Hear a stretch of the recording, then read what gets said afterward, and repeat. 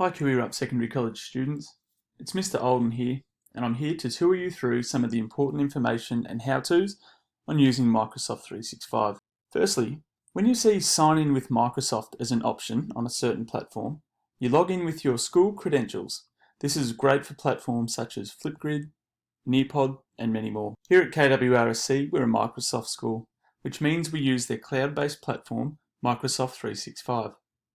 Using 365 allows us to work and synchronize online, not lose any of our work, access it from any location, along with other benefits such as sharing online and collaborating with others.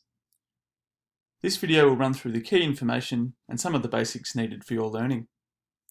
There are two ways you can log in to your Microsoft 365 dashboard. One is this way, through www.office.com. Or the other way is by opening Compass, clicking on the star, and then Office 365. What's going to happen is you're going to be asked to sign into your account. And your account is your student number at kwrsc.vic.edu.au and the password provided by the college's IT department. Now that you're logged into the 365 dashboard, you can see that the different apps are located down the left side. You might also notice this button on the right that says Install Office. This is where you can download the desktop versions of Word, PowerPoint, Teams, and OneNote, etc. These provide greater functionality versus the web browser versions. For iPad users, you can download these in the iOS App Store. I'll now run through the important 365 apps. Firstly, we have Outlook, which is your email app. We click on that. This is where you can email any member of the college community. By clicking on New Message, you can search the directory and email one of your teachers or another student. For example, if you wanted to email me, you could search Olden, and there I am. And then you could go ahead and email me. The second app to take a look at is OneDrive. OneDrive is where all of your documents live and are saved and stored online. It is highly recommended that you do this, as you will not lose your work if something happens to your device, and you can simply log into your account on any device to access your work, whether this be on someone else's computer or on your smartphone.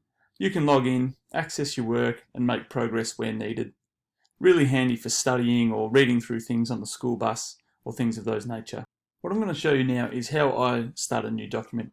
So I come to OneDrive, I'll click New. Let's say I wanted to do a new Word document. I'll click on Word document.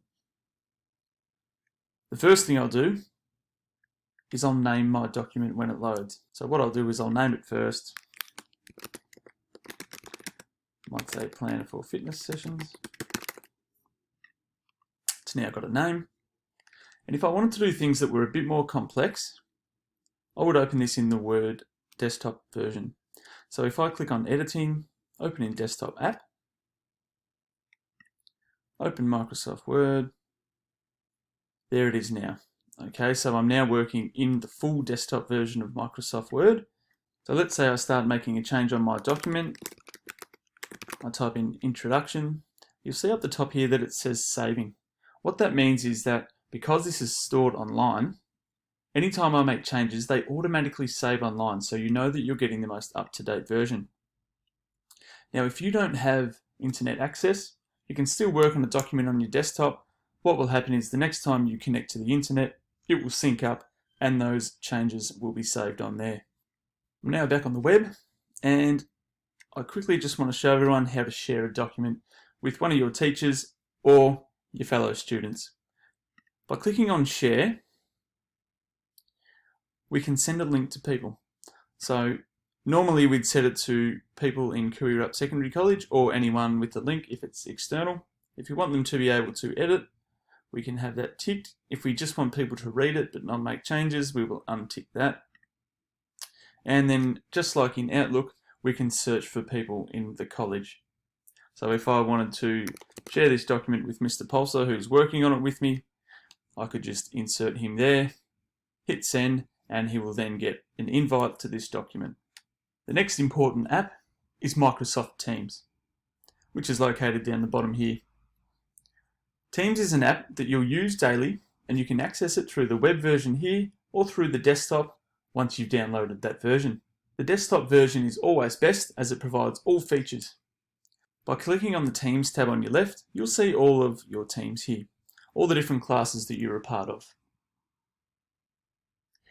If we click on a team, what we'll see is announcements from our teachers, discussion threads. We can access our assignments on the left here, which teachers can post. And we can also access Class Notebook. To send a message to one of your teachers, you can simply search in the bar up the top. So again, if someone wanted to send me a message, they could find me at the top and send a message asking for assistance or feedback or whatever it may be. Please remember that you should not message teachers throughout the night expecting a prompt reply. Teachers will get back to you as soon as they possibly can. Usually this is during our designated work hours.